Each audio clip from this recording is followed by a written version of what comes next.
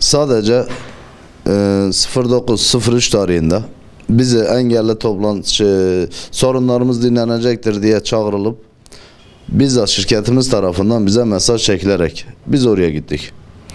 Ve oraya gittiğimiz zaman oradakinin bizim sorunlarımızla ilgili değil de belediye başkanımızın katılımıyla, genel müdürümüzün katılımıyla bunlar orada sorunlarımız dinlenecekken biz oraya gittiğimizde oradaki seminer sadece engellilerle ilgili seminermiş.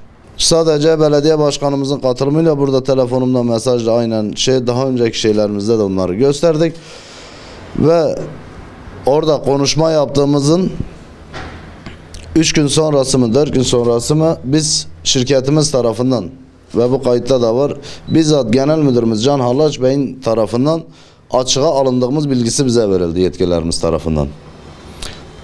0-17-03 tarihinde 2016 tarihinde disiplin kurulu toplanarak disiplin kurulunda bizim çıkış kararlarımız alınmış.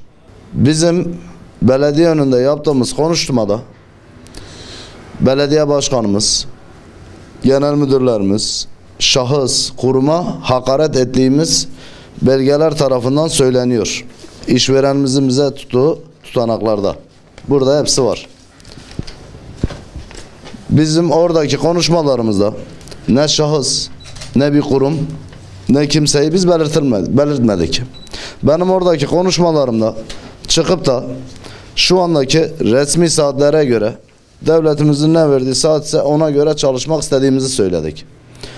Ve bu tutanaklar bize tutulduktan sonra 17.03.2016 tarihinde disiplin kurulunca bizim çıkışımız veriliyor. Ve ardından bize bu tutanakta belli olduğu gibi 18'inde evrak bize bizzat bu tebliğ ediliyor. Bir dahaki disiplin kuruluna ertelendiniz diye. Ve bir dahaki disiplin kurulu tarihini bulmadan 24.03.2016 tarihinde posta yoluyla evimize çıkış aktimizin, iş aktimizin feshedildiğine dair bizzat şirketimiz tarafından bize çıkış yazılarımız gönderiliyor. Ben burada 2011 tarihinden beri çalışan bir personelim. Benim tazminat hakkım bile verilmeden iş aktim, işverenin bana hiçbir soru sual vermeden iş aktim feshediliyor. Buradaki haksızlıktan ben bir anlam çıkaramadım.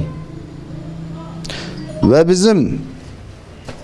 benim daha önceki konumum gereği Hak İş Sendikası'nda iş yeri delegesiydim. Seydi Eyüboğlu yönetiminde.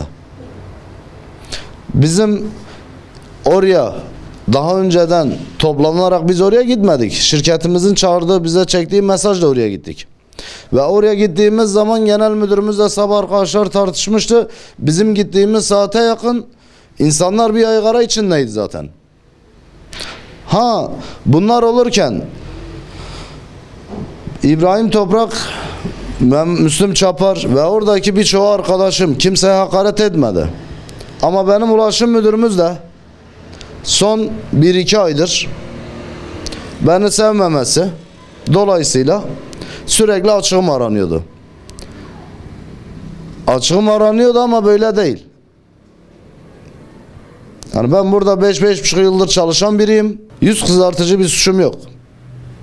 Elhamdülillah kimseye söylediğim, yaptığım bir şeyim yok. Hiçbir sorgu sual verilmeden çok yüz kızartıcı bir suç işlemişim gibi bizim çıkış yazılarımız gönderiliyor. Ve bugün biz avukatımızdan aldığımız ihbarnameye biraz sonra notere giderek bunu da belediyemize göndereceğiz. İşverenimize göndereceğiz. Ben bu suçları işlemediğime dair bu belgeyi de göndereceğiz. Bunun cevabını bekleyeceğiz. Ve burada biz yetkililerimize, üst düzey yetkililerimize bizzat kendi şahsım tarafından telefon açıyorum. Danışmanı bana çıkıyor. Danışmanının bana söylediği kelime Ya ben de geziyorum, ben de işte 2 çocuğum var bilmem ne vesaire gibi şeylerle siz o kameraya çıktınız, siz de olana katlanın. Evet, kameralara konuştuğumuz için biz işten çıkarıldık. Yani bizim medyada çıktığımız için bizi işten çıkarttılar. Bugün bir medyaya ben çıkıp kişi kurumu belirtmeden devletimizin koyduğu yasalar işlesin diye bir iki kelime söylediysem bunun sonucu bu mu? Bunun sonucu bu mu? Ve bizim burada anlamadığımız konu da nedense sağ olun siz medya olarak birçok medyada buna gözünü kapatıyor. Burada biz ekmeğimizden olduk. Benim 2 tane çocuğum var. Ve bu keyfi bir muamele.